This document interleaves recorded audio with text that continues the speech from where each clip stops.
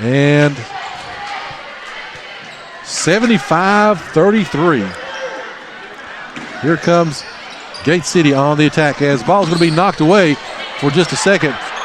Eli Starnes had it, and it's going to go up by Dean. Dean's going to shot. It's going to be up and no good. Did you happen to notice Bryson Almany? This is my random observation of the game. He dove after the ball and just kept on rolling all the way down to the padding like he was leaving the gym. He dove after the ball at half court and just kept rolling. That foul was on Javinsky Gene. That is his first, the 5th team foul for John Battle. As things that make you go, as Dean makes the second. For it. Thought it was worth saying. Now, Chris, our listeners need a Well, he dove after the ball and to try to knock it away and just kept rolling down the court. And he rolled all the way to he was out of bounds. And that play-by-play by Chris Hammer Carr. That's at 77-33. All right, so here comes John Battle as they try to work it inside. It's going to be stolen away by Eli Starnes. Starnes with the basketball. He's bringing it across half court. Gets it down about the three-point line and almost had a double team as it's go over to Jake Taylor. Jake Taylor for three, up and in. Give him three. It's 80-33. Dare we hope for triple points? I don't know. As shooting at this rate, they will, but Almany will pull up for three. Shots up, no good. Inside will be the rebound by, and for the first time in this ball game, we're going to play a hill ball. Comes at 4:34, and the clock is running. It's a running clock, Chris. I know it's your favorite thing. Well, I don't mind them when you're on the giving end of that. As they finally got the possession right, it will stay with John Battle. As about a minute almost run off the clock here. As it's 80-33. They now stop the clock at 4:12. And the officials flipped a coin and they'll give it to Gate City.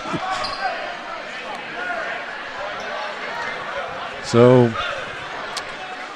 the things you talk about in an 80-33 game. I'm still trying to figure out why we're rolling down the court. We may have to get him after the ball game. If you can go get him for an interview, we may have to. I doubt he's going to want to talk about it. He may roll out into the parking lot. As Eli Starnes has got the ball now, he's going to go all the way in. He's going to be fouled. Javinsky help a lot. Gene with his second foul, I believe, or first.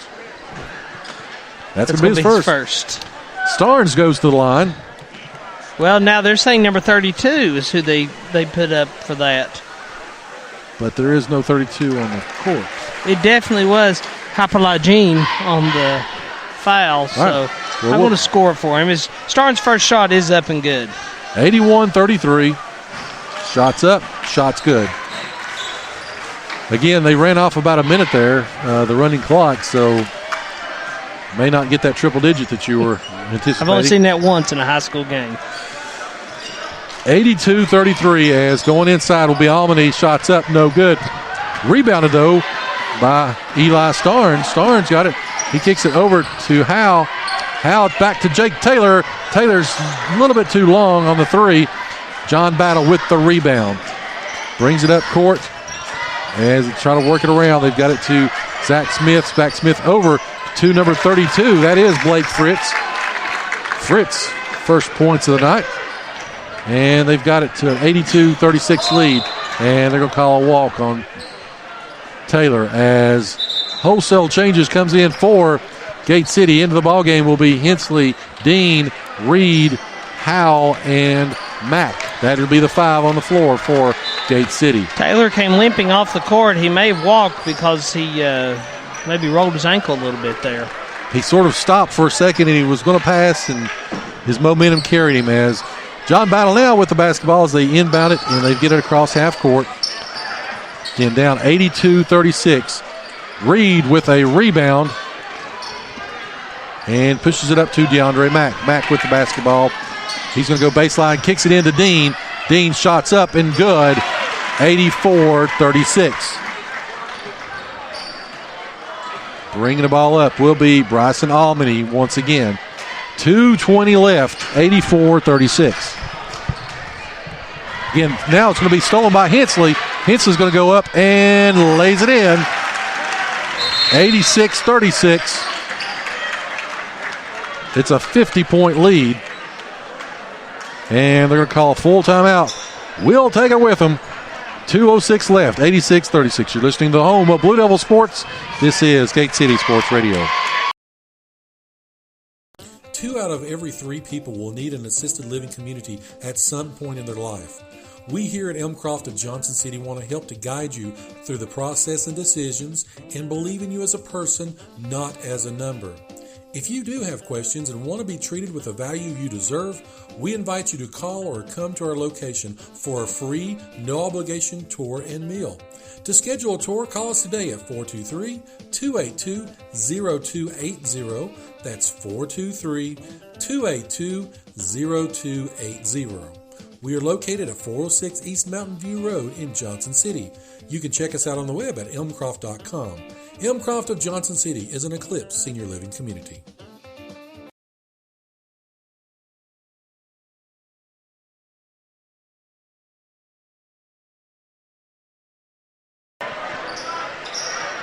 $86-36. 1:56 left here in the basketball game as the Cheddar working around. Reed Samuel with the basketball. He is being guarded by Dakota Howell. Working the ball around again. John Battle almost stolen there by Isaac Vincent. Over into the corner. Shot's going to be up no good. Rebounded by DeAndre Mack. Mack and Gate City on a 2-on-1. Lays it up, lays it in. DeAndre Mack with 2. 88-36. Here comes John Battle looking to try to set something up here with 1:15 left. Works it inside. Pulls it back up, kicks back out to number 24. That was to Sherritts. Kicks over to number 10 now. And Samuel with a 3, no good. Ball knocked away. And John Battle comes out of the scrum with the basketball. John Battle's shot's going to be up and good. Give that one to Zach Smith. And Gate City leads 88-38. DeAndre Mack with a layup attempt, no good. Rebounded, though, by Reed. Shots up, shots good. 90-38. 30 seconds left. Clock runs. Again, stay with us for the post-game show as Chris will take about 30 minutes to figure up all these scores as it's 90-40 now. That's a good problem to have. It's a great problem to have as DeAndre Mack brings it across half court, and I believe that's going to be it. Yeah, no pressure from Battle. They've thrown the towel in. If Reed, will Reed pull a 3? 5 seconds I'd left. like to just go and dunk it. That is the ball game. 90-40. Gate City sweeps the night. They win all 4 games. Girls JV, boys JV, girls varsity, and boys varsity. Boys varsity again, 90-40. As that is it. So we'll take a break, come back. Chris will get all the stats together. We may have an interview or 2. Get you ready for next week's gauntlet of Abington, Ridgeview, and Dobbins-Bennett. You're listening to the home of Blue Devil Sports. This is Gate City Sports Radio. Are you ready to retire? Or are you currently retired and not happy with your investments? Are you looking for a retirement specialist that cares about you and your needs? Look no further than James River Advisors. Our local office in Gate City is managed by Edwin Cox, and he is ready to take care of all of your needs. He believes in establishing long-lasting relationships with his clients based on trust. Edwin is ready to take care of your financial planning needs, college planning, investments, and much, much more. Give him a call today at 276-690-8014. Again, that's 276-690-8014. He's located at 122 East Jackson Street next to Dollar General in Gate City. You are listening to the home of Blue Devil Sports. This is Gate City Sports Radio. This is Campbell Carter, and you're listening to the home of Blue Devil Sports. This is Gate City Sports Radio. The wait is over.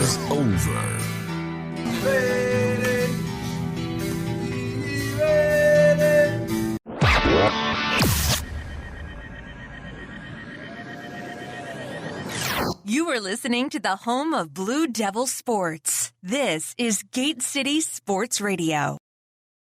The place where legends are born. All right, so 90-40, Gate City with the win. Hammers John Battle as they prepare for a couple of road games coming up here for the Blue Devils. They will be at Abington on Tuesday night.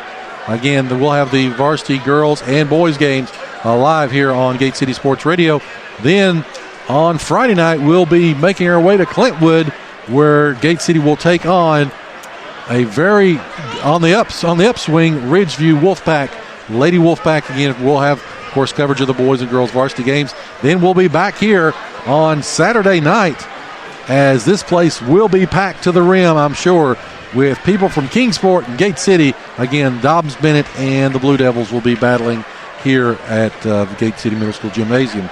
Chris, take us through Statland, if you would, please. All righty.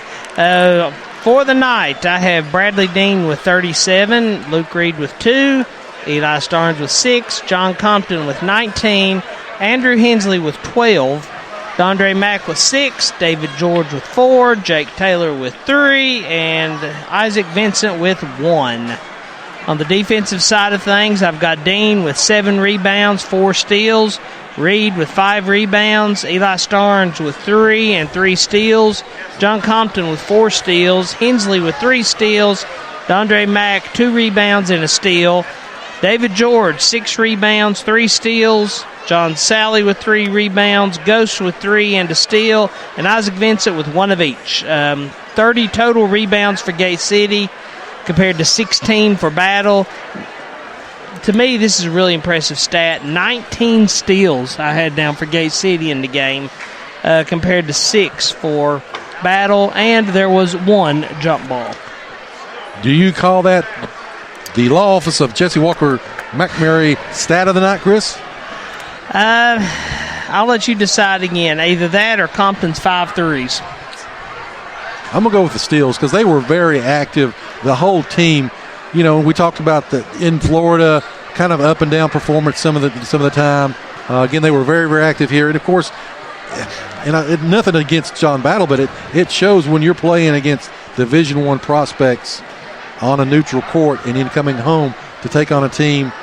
You know, it's not and day difference. Well, and there were 8, according to me, and of course my stats are very unofficial, but I had 8 players contributing with the steals on defense. Yeah. And then, a couple more had some rebounds that didn't necessarily have the steals. So it was a total team defensive effort tonight.